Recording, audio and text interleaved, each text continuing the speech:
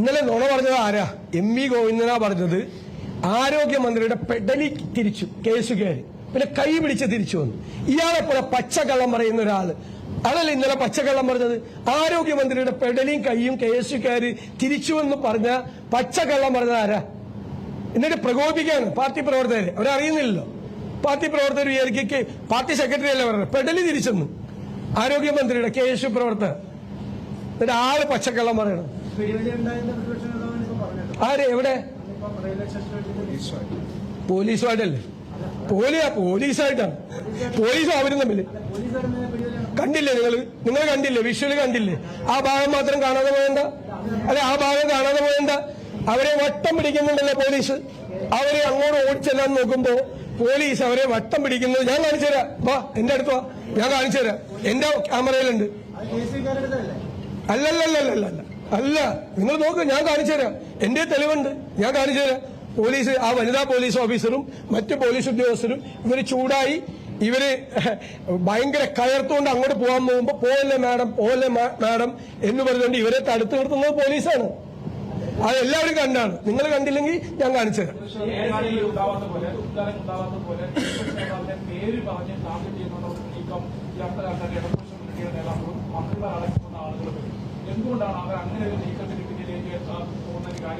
അത് നിയമസഭയ്ക്കകത്ത് 5 മന്ത്രിമാരായിരുന്നു എനിക്കെതിരായിട്ട് മറുപടി പറഞ്ഞതും എന്നെ ആക്ഷേപിച്ചതും. പുറത്തിപ്പോ ഇന്നലെ ഈ സംഭവം ഉണ്ടായി എന്ന് പറഞ്ഞ ഉടനെ ഞാനാണ് കേസുകാരെ പറഞ്ഞു വിട്ട് ഇവരെ ആക്രമിച്ചതെന്ന് പറഞ്ഞ് വീണ്ടും കുറെ മന്ത്രിമാര് രംഗപ്രവേശം ചെയ്തു. എനിക്ക് യാതൊരു പരാതിയില്ല. ഇപ്പൊ ഞാൻ എന്റെ PR ചെയ്യാൻ അവരെയാണ് ഏൽപ്പിച്ചിരിക്കുന്നത്. അവര് ചെയ്യട്ടെ. ആരോഗ്യവകുപ്പ് മന്ത്രിയുടെ വസതിയിലേക്ക് റീത്ത് വെക്കുന്ന സമയം തൊട്ട് ആസൂത്രിതമായ നീക്കം തന്നെ നടന്നിട്ടുണ്ട് എന്നാണ് ഇന്ന് എം.വി. ഗോവിന്ദൻ പറയുന്നത്. അതുമായി കൃത്യവഹിച്ചുകൊണ്ട് ഗൂഢാലോചന നടക്കുന്നു, പ്രതിപക്ഷ നേതാവ് അതിന്റെ പങ്കാളിയാകുമെന്നാണ് വിമർശനം. അല്ല, അദ്ദേഹം എന്തെല്ലാം പച്ചക്കള്ളാണ് ഇന്നലെ പ്രചരിപ്പിച്ചത്? അത് നിങ്ങൾ അദ്ദേഹത്തോട് ചോദിക്കണ്ടേ? കേസുകാര് സമരം ചെയ്തവര് ആരോഗ്യമന്ത്രിയുടെ പെഡലി തിരിച്ചെന്നും കൈ പിടിച്ച് തിരിച്ചെന്നും പച്ചക്കള്ളം പറഞ്ഞ ആരാ? പാർട്ടി സെക്രട്ടറി അല്ലേ? എം.വി. ഗോവിന്ദനല്ലേ പറഞ്ഞത്? അല്ലാതെ വേറെ ആരെല്ലാം പറഞ്ഞോ? ഇദ്ദേഹമാണ് പറഞ്ഞത്. ഇന്നലെ ഞാൻ ഞെട്ടിപ്പോയത് കണ്ടിട്ട്. പച്ചക്ക് പറയാണ് കള്ളം. പാർട്ടി സെക്രട്ടറി ആ പദവിയിലിരിക്കാൻ യോഗ്യതല്ല അദ്ദേഹം.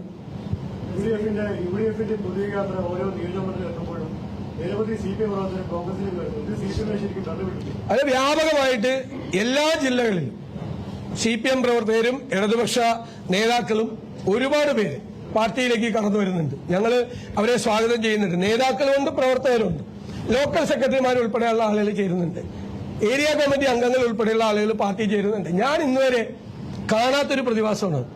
CPM-ൽ നിന്ന് ആളുകൾ കോൺഗ്രസിലേക്ക് വല്ല ഒറ്റപ്പെട്ട ഏരിയയിലൊക്കെ പണ്ട് നടന്നിട്ടുണ്ടെന്നല്ലാതെ എല്ലാ ജില്ലകളിലും, ഞാൻ തന്നെ എല്ലാ ജില്ലകളിലും ആളുകൾക്ക് മെമ്പർഷിപ്പ് കൊടുത്തുകൊണ്ടിരിക്കുക. ഇതെന്താണ് സംഭവിക്കുന്നത് CPM-ന്? ഞങ്ങൾ തന്നെ അത്ഭുതപ്പെടുകയാണ്.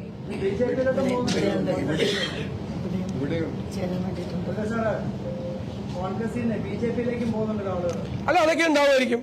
എല്ലാ പാർട്ടിയിൽ നിന്ന് CPM-ന്ന് പോയില്ലേ? അല്ല, CPM MLA പോയില്ലേ? അല്ല CPM-ന്റെ MLA പോയല്ലോ. CPM MLA രാജേന്ദ്രൻ, അത് അറിഞ്ഞില്ലല്ലേ? അത് മാത്രം കാണില്ല.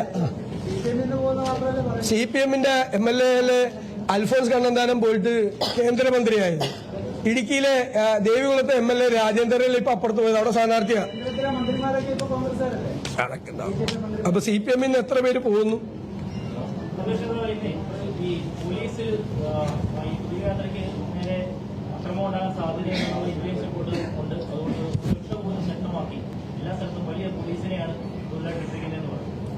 ഞങ്ങള് പോലീസ് ഇല്ലാതെയും പോകും ജാഥ. ഞങ്ങളൊന്നും പേടിച്ചിട്ട് ജാഥ നിർത്താൻ പോവാ.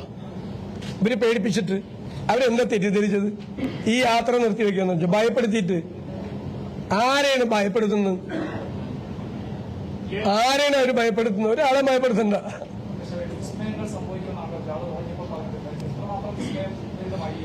നോക്ക്, നമുക്ക് നോക്കിക്കൊണ്ടിരിക്കുക. നമുക്ക് സമയമുണ്ടല്ലോ ഇലക്ഷൻ പ്രഖ്യാപിക്കാൻ. കേരളത്തിലെ രാഷ്ട്രീയ പരിസരത്തില് ഈ പാർട്ടികൾ തമ്മിലുള്ള അടി അല്ലെങ്കിൽ പാർട്ടി ഓഫീസുകൾ ആക്രമിക്കുന്ന വേറെ കാലമായിട്ട് ഇല്ലാത്തൊരു സാഹചര്യം. പക്ഷേ നോർത്തിലുള്ളതുപോലെ ഇപ്പോഴത് നടക്കുകയാണ്. തിരുവനന്തപുരത്തായാലും കണ്ണൂരിലായി സംഭവിച്ചിരിക്കുകയാണ്.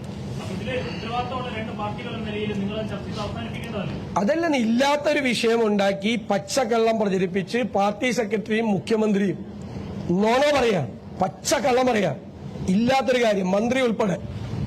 മനസ്സിലായ? എന്നിട്ട് പ്രചരിപ്പിച്ചിട്ട് അക്രമത്തിന് ആഹ്വാനം ചെയ്യാണ്. അക്രമത്തിന് ഈ പാർട്ടി സെക്രട്ടറിക്കെതിരായിട്ടാണ് ആദ്യം നടപടിയെടുക്കേണ്ടത്.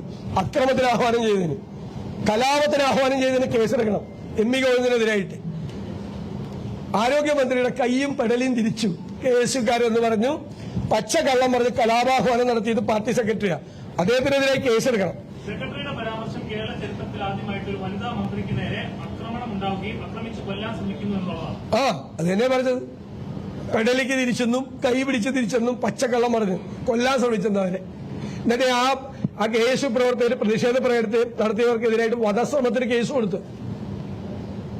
വധശ്രമത്തിന് കേസെടുത്ത് അവരെ റിമാൻഡ് ചെയ്തിരുന്നു.